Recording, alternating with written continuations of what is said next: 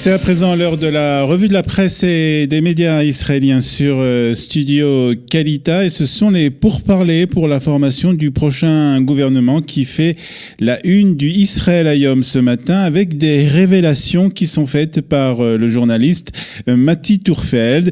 Il révèle en effet qu'au cours des négociations qui ont eu lieu actuellement même pour donc la formation de ce gouvernement, au centre de ces formations se trouve une réforme du système judiciaire israélien. Réforme en 16 étapes, explique le journaliste du Israël Hayom. 16 étapes pour changer la face du système judiciaire israélien. C'est le titre du Israël Hayom ce matin. Des propositions faites par celui qui prétend devenir le ministre de la Justice dans le prochain gouvernement de Benjamin Netanyahou, à savoir Bezalel Smotrich. Il veut limiter les prérogatives de la Haute Cour de justice. C'est donc ce qu'explique ce matin Mati Turfeld dans le Israël Hayom. Selon cette proposition, c'est le gouvernement qui nommera les juges et la Cour suprême de justice ne pourra plus annuler des lois adoptées par la question. Ce sont quelques consignes, quelques détails de cette proposition qui est révélée donc ce matin par le quotidien Israël Hayom. Benjamin Netanyahou n'a pour le moment pas donné encore son feu vert pour cette proposition de réforme du système judiciaire, écrit encore ce matin le journaliste du Israël Hayom. Et le Haaretz nous annonce que les pourparlers continuent, et les pourparlers avec les orthodoxes sont pour le moment bloqués.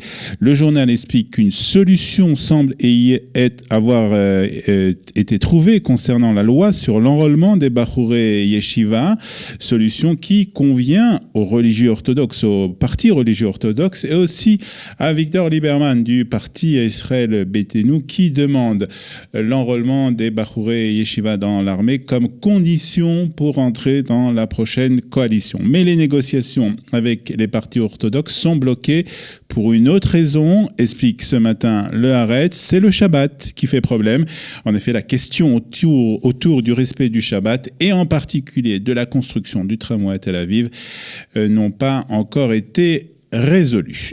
Et puis, la bataille sur les documents du dossier des affaires du Premier ministre, titre ce matin le Yediot Ahronot, et explique que le procureur général Avichai Mendenblick a critiqué les avocats du Premier ministre Benjamin Netanyahou qui ont demandé un délai supplémentaire pour l'audience de pré-inculpation contre le Premier ministre, alors qu'ils n'ont pas récupéré, ou refusé plus exactement, de récupérer le dossier mis à leur disposition déjà depuis plus d'un mois.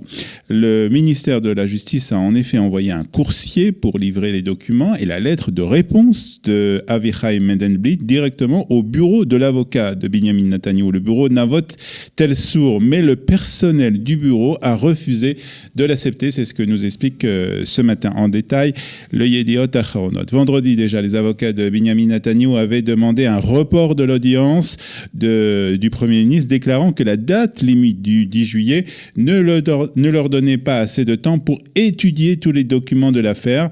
Ils ont aussi affirmé qu'ils voulaient une audience, mais ils ont souligné que le Premier ministre était visé dans 3 affaires complexes, et donc qu'il leur fallait du temps pour analyser les documents. Ce refus est intriguant, a déclaré le ministère de la Justice dans un communiqué repris ce matin par le Yediot Ahronot. Et puis réaction aussi dans le Yediot Ahronot de l'avocat du Premier ministre, Telsour. Je n'étais pas au bureau lorsque le coursier est arrivé pour remettre les documents, et il a décidé de ne pas laisser le dossier à mes collaborateurs, déclare donc l'avocat dans le quotidien. Et le Maariv nous apprend que Benjamin Netanyahou annonça hier qu'un emplacement avait été trouvé sur les hauteurs du Golan pour la nouvelle localité qui portera le nom du président américain. J'ai promis que nous établirions un village au nom du président Trump, et je tiens à vous informer que pour ce faire, nous avons déjà sélectionné un emplacement sur les hauteurs du Golan. Je soumettrai une décision à l'approbation officielle du nouveau gouvernement gouvernement, une fois celui-ci formé, a annoncé Benjamin Netanyahu hier lors du Conseil des ministres. Une information donc reprise ce matin par le Maariv, le Premier ministre. Nous rappelle, le Maariv avait annoncé le mois dernier son intention de baptiser une localité du Golan au nom de Donald Trump, après que le président américain ait reconnu officiellement la souveraineté d'Israël sur le plateau du Golan.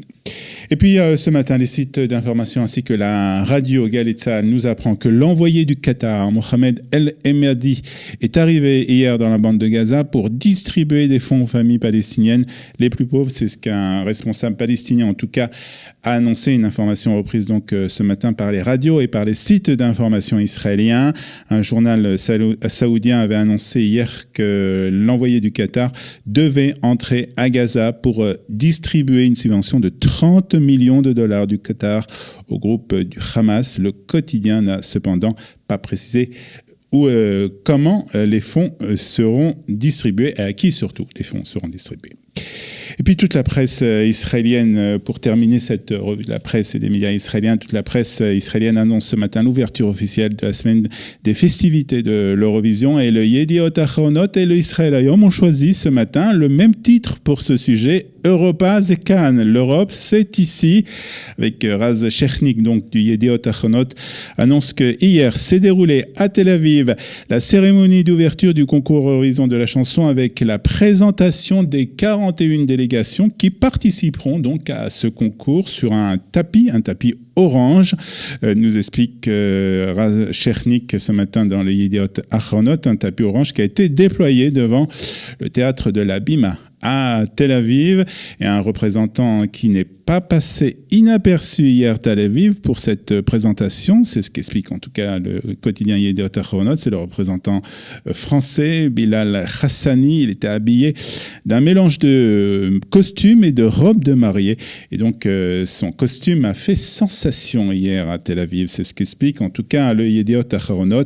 Le représentant français est d'ailleurs en première page du Yediot Ahronot ce matin. Et le Israël Hayom annonce aussi, concernant toujours ces festivités qui vont avoir lieu toute la semaine à Tel Aviv, que le village de l'Eurovision a ouvert ses portes hier soir. Il sera ouvert donc toute la semaine, et chaque soir, il y aura des représentations qui seront organisées dans ce village qui se trouve donc sur la taillelette de Tel Aviv, dans le parc Chlore, donc à Tel Aviv. Et puis, pour être totalement complet sur ces festivités autour de cette Eurovision, de son concours Eurovision, sachez aussi que le Maariv nous apprend que l'organisation Shuvrim Shtika organise des excursions pour les touristes venus pour le concours de l'Eurovision, des excursions à Hebron pour montrer aux touristes le vrai visage de l'État d'Israël. C'est en tout cas les propos de l'organisation d'extrême gauche qui propose donc des